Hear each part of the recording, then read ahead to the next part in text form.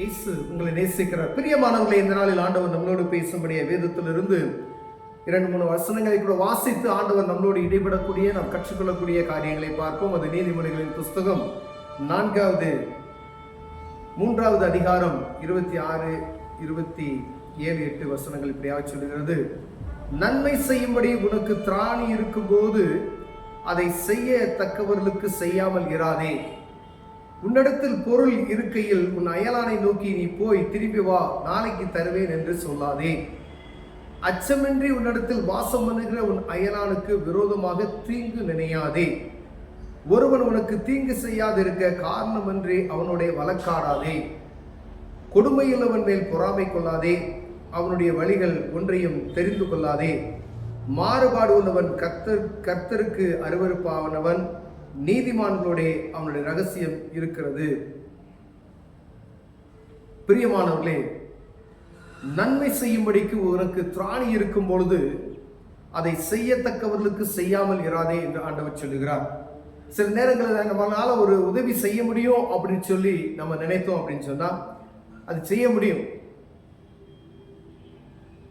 அந்த காரியத்தை உடனே நம்ம செஞ்சிட்டோம் அப்படின்னு சொன்னா ஆண்டவர் சொல்றாரு, அது உன்னையால செய்ய முடியும் அப்படின்னு நினைக்கும் போது அதை செஞ்சிரு, அதை விட்டுறாத. ஆண்டவருடைய பிள்ளைகளுக்கு இயேசு கிறிஸ்துவை சொந்த இரட்சகராய் ஏற்றுக்கொண்ட ஒவ்வொருவருக்கு ஆண்டவர் சொல்லுகிறது, நன்மை செய்யும்படி உனக்கு திராணி இருக்கும் போது அதை செய்ய தக்கவர்களுக்கு செய்யாமல் இராதே. செய்ய தக்கவர்களுக்கு, யாருக்கு அந்த உதவியை செய்யணுமோ அந்த உதவியை பெறத்தக்கவர்களுக்கு தான் செய்யணும். எல்லாருக்கும் செய்ய முடியாது. யாருக்கு அந்த உதவி செய்யணுமோ அந்த செய்யக்கூடியவர்களுக்கு அவர்களை அறிந்து அதை செய்யணும். எல்லாத்துக்கும் செய்ய முடியாது, அது நம்ம கவனமா இருக்கணும். உன்னிடத்தில் பொருள் இருக்கையில் உன் அயலானை நோக்கி நீ போய் திரும்பி வா, நாளைக்கு தருவேன் என்று சொல்லாதே.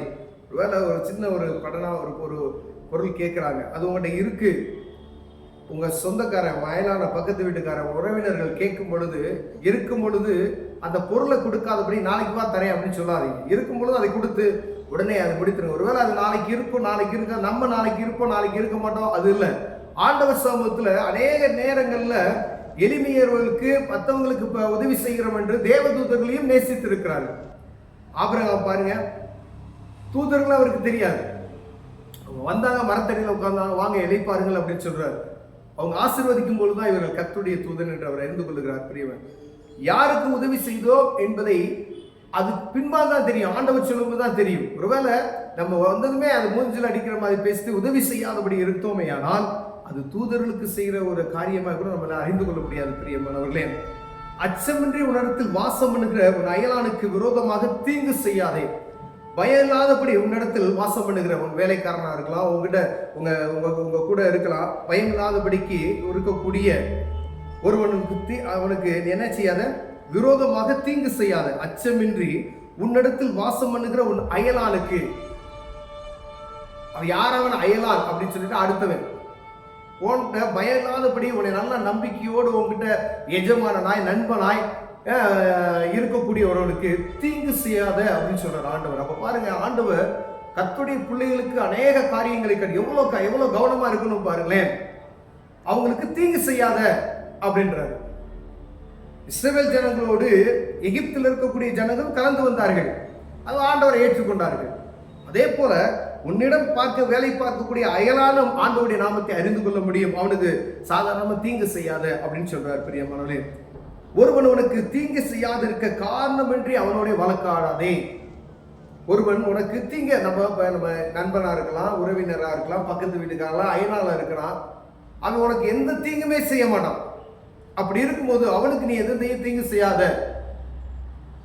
தாவீது இருந்து பாருங்க, இந்த நாபோத்துன்ற ஒரு மனுஷனுக்கு என்ன சொல்றாரு, நான் வனாந்தரத்தில் இருக்கும் ஆடுகளெல்லாம் சிநேகித்தேன், அவர் உதவி கேட்டு போகும் பொழுது தாவீது திருப்பி உரைக்கிறாரு, உடனே நான் பாதுகாத்தேனே, உனக்கு கொண்டு போட்டாலும் தப்பு இல்லையே அப்படின்னு சொல்றாரு. அவனுடைய மனைவி வருகிறா, வந்து அதுக்கான பணிவிடைகளை செய்து மரியாதையை செய்து, அவன் ஒரு குடிகாரே, அவன் அவருடைய பேச்சு அப்படிதான் இருக்கும் அப்படின்னு சொல்லி மன்னிப்பு கேட்கிறான். அப்ப உன்னுடைய அயலானுக்கு உன்கிட்ட இருக்கும் பொழுது தீங்கு செய்யாத இருக்க காரணமின்றி அவனோட என்ன செய்யாத, வழக்காடாத அப்படின்னு சொல்றாரு. பிரியமானவர்களே, கொடுமையுள்ளவன் மேல் பொறாமை கொள்ளாதே. கொடுமையுள்ளவன் மேல் பொறாமை கொள்ளாதே. அவனுடைய வழிகள் ஒன்றையும் தெரிந்து கொள்ளாதே. இந்த மாதிரி அநியாயம் செய்கிறோம், அக்கிரமம் செய்கிறோம், இதெல்லாம் இப்படி செஞ்சு சம்பாதிக்கிறான், அப்படி செஞ்சு சம்பாதிக்கிறான் அப்படிங்கிறது பொறாமை இருக்காது. அவனுடைய காரியத்தை நீ தெரிந்து கொள்ள வேணாம். அநீதி, அவனுடைய வழிகளை ஒன்றையும் நீ தெரிந்து கொள்ளாதே என்று சொல்ல. இவன் எப்படி சம்பாதிக்கிறான், அப்படி சம்பாதிக்கிறான், அந்த வழியே நமக்கு தேவையில்லை அப்படின்னு சொல்றார். அது நிலைத்திருக்காது. கொடுமை செய்கிறவனுக்கு அவனோட நீ சேராத. மாறுபாடு உள்ளவன் கர்த்தருக்கு அருவருப்பானவன், நீதிமான்களோட அவனுடைய ரகசியம் இருக்குது. மாறுபாடு உள்ளவன், வித்தியாசமானவன், வித்தியாசமானவர்கள். கர்த்தருக்கு அருவருப்பானவன், நீதிமான்களோட அவனுடைய ரகசியம் இருக்கிறது. வித்தியாசமானவங்க, நம்ம வித்தியாசமானவங்க அப்படின்றது மாறுபாடான உள்ளவங்கள், கர்த்தருக்கு அருவருப்பானவர்கள் என்று வேதம் சொல்லுகிறது. அப்ப அப்படிப்பட்டதான ஆட்களோடு நம்ம சேராமல் இருப்பது நல்லது. அப்ப அவங்களோட சேராதீங்க அப்படின்னு சொல்லி ஆண்டவர் சொல்லுவாங்க. ஒருவேளை அந்த மாதிரி காரியத்தில் நம்ம குறைவுள்ளவர்களாக இருந்தோமா, ஆண்டவர் சம்பத்தில் கேட்போம், ஜெபம் செய்வோம், ஆண்டவர் அற்புதம் செய்வோம், கண்களை முடிஞ்சோம். அன்பின் தகப்பனை அருமையான நாளுக்கு ஸ்தோத்திரையா. வசனங்கள் படி நடக்குவதற்கு தேவனின் கிருபை பாராட்டுங்கள். உம்மை பற்றி கொண்ட இருதயத்தை எங்களுக்கு தான் இயேசுவின் நாமத்துக்கு